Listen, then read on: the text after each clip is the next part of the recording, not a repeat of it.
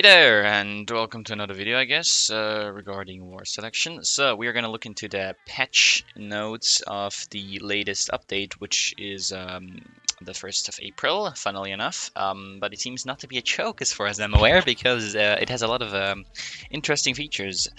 So yeah, I will be going through the patch notes which get posted on Steam, so you don't have to look through them yourself, I guess.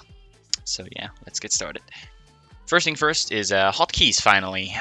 We finally got the ability to change the hotkeys after, I don't know, probably after a few years where people asked for it.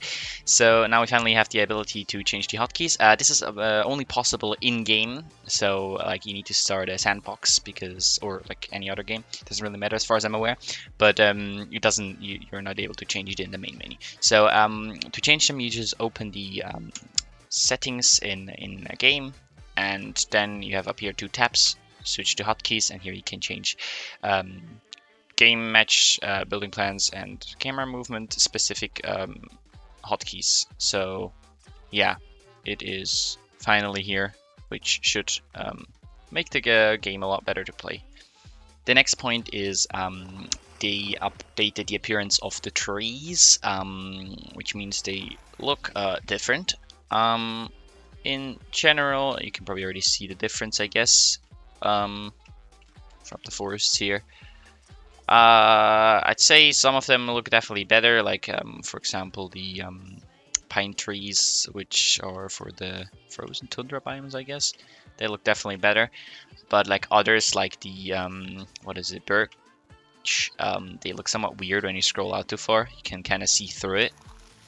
And yeah, well, it's debatable.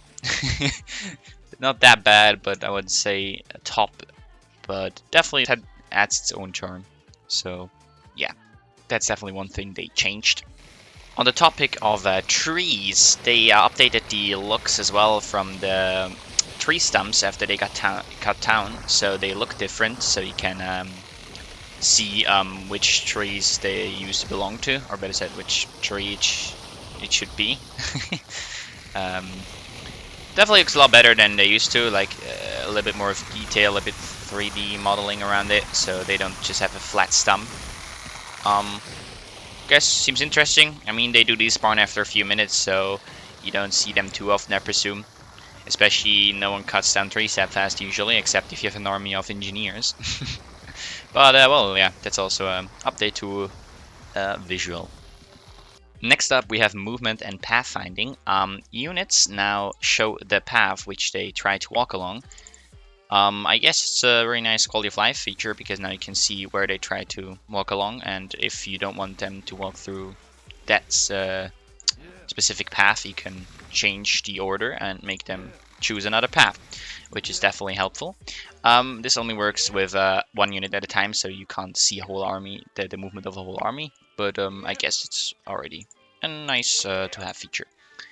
Then already next to it is the aerial attack. So when you select X for an aerial attack, you now see where exactly the range is, I guess, and what it's gonna hit.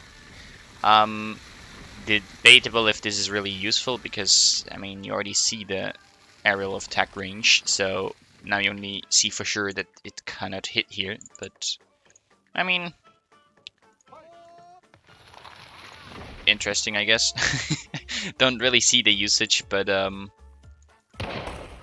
it could be worse.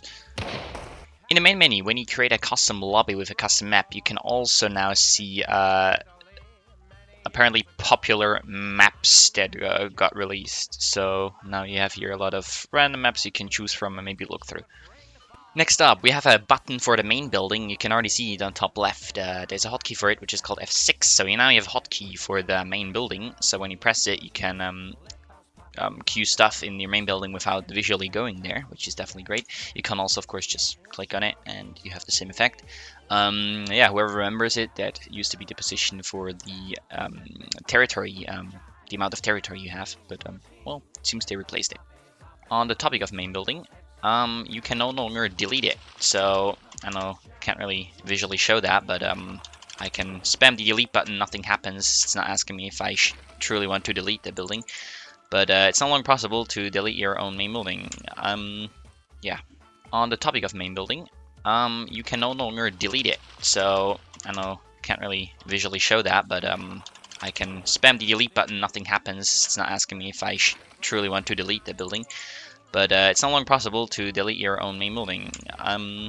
Yeah. Next up, all horsemen and elephants regenerate faster. Apparently doubled, so compared to Legionnaire, which heals around every 10 seconds, I presume.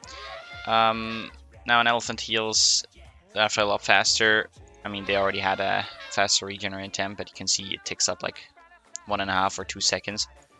And horsemen's have like, I'd say every 5 seconds or something around that. Actually less, maybe 4 or 5 seconds. So definitely increased.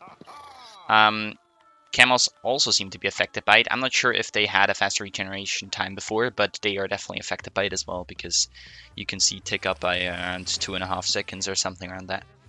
So yeah.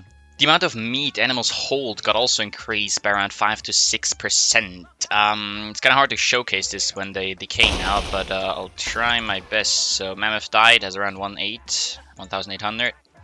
Alligators have around 170.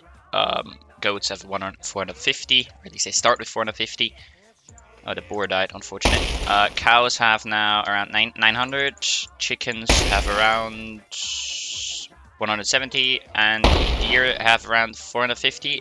Let's see if I find a boar real quick. And boars have around 450 as well. So yeah, the movement speed of Swordmen got reduced from 60 to 57. So now they are slightly faster than Legionnaires. So yeah, small nerf, not that big, I guess. So good, because I expected a lot worse, to be honest. The battle boats got a small armor improvement. Instead of 2-4, it's now 3. So they got a slight increase of armor. The galleys got another 50 HP, but they turn now a little bit slower. By 10% to be precise. Sampan's armor got also increased from 1.8 to 2.4, and their turning speed got also reduced by 25%, but it doesn't seem to really matter because they are fast anyway at turning. Handrams deal 5 more damage, so instead of 35 they do 40 damage. Of course, only 2 buildings, that hasn't changed. So you should have it a little bit easier turning down your opponent's buildings. The medieval naval units all got their turning speed slightly nerfed, even though the galleon still seems to be quite fast. Additionally, both siege ships got an additional 50 HP, which means instead of 350 they have now 400. The galleon health got also increased from 750 to 800, and their armor got increased from an average of 9 to 10.6. The bombardment ship got also their health increased from 600 to 650, and their average armor from average 9 to 9.8. Then the medieval Asian boats, the attack ship has, okay, there's a bunch of them, increased health from 700 to 750. The average armor is increased from 9 to 10.6. The maximum attack distance of the ranged attack, which is the lower one, by the way, the one that deals 100 damage, from 300 max range to 330 max range. The projectile accuracy is reduced, or like increased, I guess, from 15% to 13%, so they hit 2% better. The visibility is increased from 230 to 270, so they see further, and their turning speed got reduced by 10%. Then East Asia, the chunk health got increased from 300 to 340, that's all of it.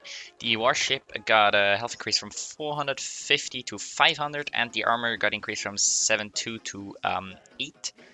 On average. Turning speed got also reduced by 10%, so they turn a little bit slower, as you can probably see. Then the turtle ship got the health increase also from 550 to 600. The armor on average got increased from 7.2 to 8. And the turning speed got also reduced by 10%. Then elephants again. The cargo elephant uses 1 less pop cap, so instead of 3, it only uses 2 now. The average armor from 6.2 got increased to 7.0. The battle elephant got average armor increased from 6.2 to 6.8, so the upgraded version. The Elephant Archer's average armor got increased from 6.1 to 6.8. The Rammer Elephant's armor got increased from 8.9 to 9.7. The Armored Archer Elephant's armor got increased from average 11.8 to 12.6. And the Bajibuk Elephant's average armor got increased from 11.8 to 12.6. And now in abstract, the university's building cost for a worker got increased from 250 food to 300 food. The engineer's training time got reduced from 40 seconds to 30 seconds, and the medic as well, so they are a little bit faster to be produced. Still basically useless because they're just not liable for the amount of popcap they use. Now a few abstract naval units. The normal trawler, or also known as fishy boat in abstract, its armor got increased from 9.0 to 10.6. The machine gun trawler as well from 9.0 to 10.6. Also the time between attacks got decreased from 5 to 4, so they attack half a second faster. The submarine can be below water or in depth or whatever 30 seconds longer, so when you activate it, yeah, it's 30 seconds longer below water. The attack speed from the I'd say torpedoes, but they're called depth charges here, got increased from or decreased, better said, from 20 seconds to 16 seconds, so they attack 4 seconds faster. The average armor got increased from 12.6 to 13.4. The torpedo boat's average armor got also increased from 12.6 to 13.4. The steam debunker or steamboat's armor got increased from 18.0 to 19.6, and so it's a lot better bulletproofed, which I guess makes somewhat sense. And the same goes for the battleships. The armor from 18.0 got increased to 19.6, also making it a lot more bulletproof, which is a great update, I'd say. So now anti-air, the turret rotation speed of the anti-air vehicle or car got increased by 30%, so they turn towards planes basically almost instant, so except if you turn away from them, they should be able to turn onto the plane every time, I guess. Then infantry units, the soldier, ranger, and submachine gunners, including its all country variants, so the Sikh, sniper from Turkey, the soldier from Russia, the Chinese soldier, and the immortal, all got either 1 or 2 damage reduced from their air damage. So for ranger it's 2, and for soldier and SMG units it's 1. For the other naval units, the increased armor applies as well. So for the Dreadnought, the average armor from 18 got also increased to 19.6 as well for both versions of the aircraft carrier. The steam debunker's armor as well, the Turkish one, and we have these in Tokyo Depth also got another 30 seconds to their time below water. The depth scythes no longer do a slowdown effect, so armies have it a little bit easier getting closer to depth scythes. Also, their price got increased from 400 food to 500 food. For China, we also got a few balance changes, which include the research time for supplies from France and Germany got reduced from 180 seconds to 120 seconds, which is definitely a good change. Also, the militiaman takes 15 seconds less to be reserved, and the mounted guardsman costs 80 less food to be produced. The Hauser health got increased from 260 to 300, so it's now the same as the normal abstract counterpart, and apparently their projectile accuracy should be reduced from 22% to 20%, which should be an increase, but it didn't happen, so I don't know if that was an error or something. So yeah. The German's Messerschmitt plane's accuracy got increased by 2%, so from 15 down to 13%, so they now hit 2% better.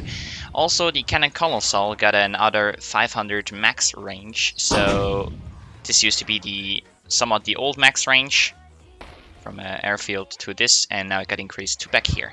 So it should be a lot easier to use this weapon. And the last 2 changes are the Russians' houses cost 50 more wood to build, and the Nimrod got another 0.5 reload time to, all their attacks. So they take 0.5 less time to attack, so their DPS got a little bit dropped, so yeah. yeah, that's that. So yeah, I hope I was able to show you the current patches, which got added or changed or whatever in the newest patch slash update. And yeah, if it was helpful, react in any way, like, dislike, comment, react, or whatever, it helps. So yeah, thanks a lot, and see you around next one. Bye.